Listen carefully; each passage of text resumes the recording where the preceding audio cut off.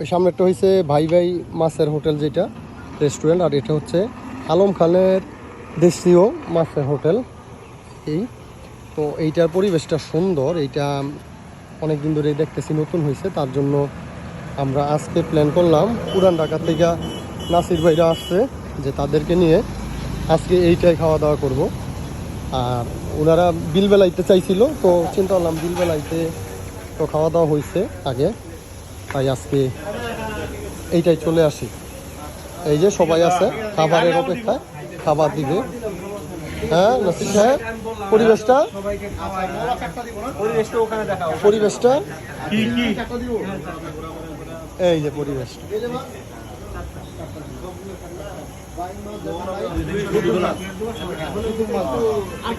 এগুলো অবস্থা।